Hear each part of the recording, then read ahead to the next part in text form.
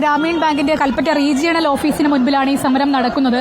അതായത് രാവിലെ 7 മണി മുതൽ കൃത്യമായി സമരം തുടങ്ങിയതാണ്, ഉപരോധം തുടങ്ങിയതാണ്. അതിനുശേഷം അല്പസമയം മുൻപ് മാനേജർ അടക്കമുള്ള ആളുകൾ ഇവിടേക്ക് വന്നിരുന്നു. അപ്പോൾ മാനേജർ പറഞ്ഞത് മുഴുവൻ ആളുകളുടെയും പണം തിരികെ ഇട്ടുകൊടുത്തിട്ടുണ്ട് എന്ന് തന്നെയായിരുന്നു. പക്ഷേ അത്തരത്തിൽ ഈ പണം തിരിച്ച് ഇട്ടുകൊടുക്കാത്ത രാജേഷ് എന്ന് പറയുന്നയാൾ അദ്ദേഹം നേരിട്ട് സമരത്തിലേക്ക് എത്തുകയായിരുന്നു. അദ്ദേഹം ഉപജീവന ആവശ്യാർത്ഥം പശുവിനെ വാങ്ങാനാണ് ലോൺ എടുക്കുന്ന സാഹചര്യം ഉണ്ടായത്.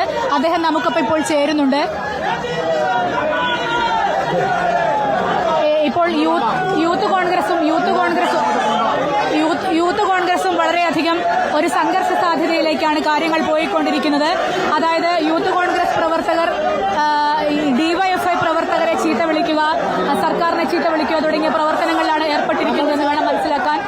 ഒരു സംഘർഷ സാധ്യതയാണ് ഇപ്പോൾ ഇവിടെ ഉള്ളത്. ആ സാധ്യത മുന്നിൽ കണ്ട് കൂടുതൽ പോലീസ് സ്ഥലത്തേക്ക് എത്തിയിട്ടുണ്ട്. വലിയ ബഹളവും സംഘർഷത്തിലേക്കുമാണ് കാര്യങ്ങൾ പോകുന്നത്.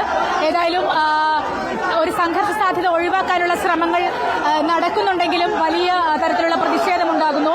യൂത്ത് കോൺഗ്രസ് പ്രവർത്തകർ സർക്കാരിനെതിരെ മുദ്രാവാക്യം വിളിച്ചതോടുകൂടിയാണ് ഒരു സംഘർഷാവസ്ഥയിലേക്ക് കാര്യങ്ങൾ പോകുന്ന ഘട്ടമുണ്ടായത്.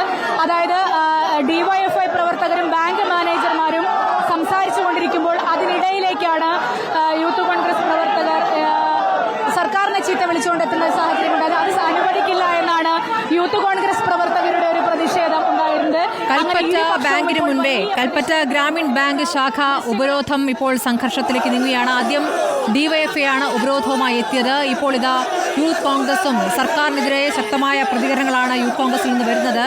ഇപ്പോൾ ചൂരൽമല മുണ്ടക്കൈ ദുരന്തവുമായി ബന്ധപ്പെട്ട് സർക്കാർ പ്രഖ്യാപിച്ചിരിക്കുന്ന അടിയന്തര ധനസഹായം 10,000 രൂപയിൽ നിന്നാണ് ഇപ്പോൾ ലോണുകളുടെ അടവിലേക്ക് ഗ്രാമീണ ബാങ്കിന്റെ പിടിക്കൽ ഉണ്ടായിരിക്കുന്നത്. മനുഷ്യത്വരഹിതമായി ഈ നടപടിയിൽ പ്രതിഷേധിച്ചുകൊണ്ടാണ് വലിയ തോതിൽ അവിടുത്തെ പ്രദേശവാസികൾ തന്നെ ഇവിടെ പ്രതികരണം നടത്തിയത്. അതിപ്പോൾ നമ്മൾ കണ്ടതാണ്. ഇപ്പോൾ പിച്ചച്ചട്ടിയിൽ കൈയിട്ട് വരുന്ന രൂപത്തിലുള്ള നടപടികളിലേക്ക് ഇപ്പോൾ സർക്കാരിൻ്റെ അടിയന്തര സഹായമായി 10,000 രൂപ ലഭിച്ചത് ഒരു ആശ്വാസവും ലഭിക്കാതെ ക്യാമ്പുകളിൽ കഴിയുന്ന പാവങ്ങൾക്കാണ്. അതിൽ നിന്ന് ലോൺ പിടിക്കുന്ന നടപടിയാണ് ഇപ്പോൾ ഗ്രാമീൺ ബാങ്ക് സ്വീകരിച്ചിരിക്കുന്നത്.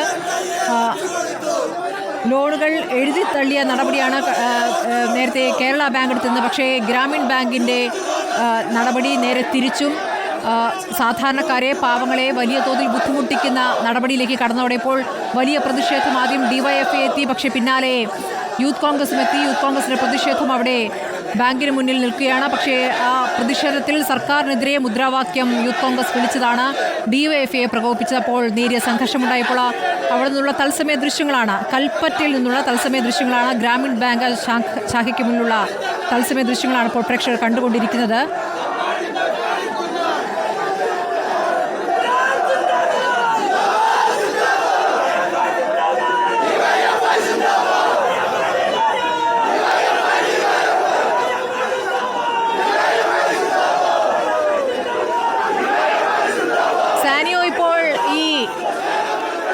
ദുരന്തബാധിതർക്ക് വേണ്ടി ആരുടെ ശബ്ദം ഏറ്റവും ശക്തമായി ഉയരും എന്നുള്ള മത്സരത്തിലാണോ യൂത്ത് കോൺഗ്രസും ഡിവൈഎഫ്ഐ?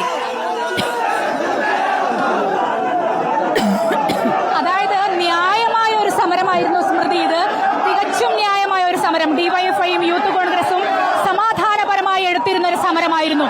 പക്ഷേ അത് കൃത്യമായി ആർക്ക് മുൻഗണന കിട്ടുമെന്നുള്ള തരത്തിലേക്ക് വലിയ പരസ്പരമുള്ള അടിയിലേക്ക് പോകുന്നു എന്നത് ഒരു നാണക്കേട് കൂടിയാണ് സാംസ്കാരിക കേരളത്തിൽ എന്നതിൽ സംശയമില്ല. ആ ഒരു തരത്തിലേക്കാണ് ഇപ്പോൾ കാര്യങ്ങൾ പോയിക്കൊണ്ടിരിക്കുന്നത്. അതാണ് ആർക്കാണ് ഇതിന്റെ പിതൃത്വം എന്നത് നോക്കാൻ വേണ്ടിയുള്ള ഒരു അടി എന്ന നിലയിലേക്കാണ് കാര്യങ്ങൾ പോകുന്നത്. യൂത്ത് കോൺഗ്രസ് പ്രവർത്തകർ കൃത്യമായി ഇവിടെ ഇപ്പോൾ വലിയ സംഘർഷത്തിലേക്ക് പോവുകയാണ് കാര്യങ്ങൾ. അതായത് ഡിവൈഎഫ്ഐ പ്രവർത്തകർ മാനേജർമാരുമായി സംസാരിക്കുമ്പോഴാണ് യൂത്ത് കോൺഗ്രസ് പ്രവർത്തകർ ഇവർക്കെതിരെ, അതായത് സർക്കാരിനെതിരെ മുദ്രാവാക്യം വിളിക്കുന്ന ഒരു സാഹചര്യം ഉണ്ടായത്. ആ മുദ്രാവാക്യം ഡിവൈഎഫ്ഐ പ്രകോപിപ്പിക്കുകയായിരുന്നു. പക്ഷേ ഡിവൈഎഫ്ഐ പ്രവർത്തകർ പ്രതികരിച്ചില്ല. എന്നാൽ ഡിവൈഎഫ്ഐയുടെ സമരത്തിലേക്ക് യൂത്ത് കോൺഗ്രസ് പ്രവർത്തകർ ഇരച്ചു കയറുന്ന ഒരു കാഴ്ചയാണ് ഇപ്പോൾ കാണാനാകുന്നത്.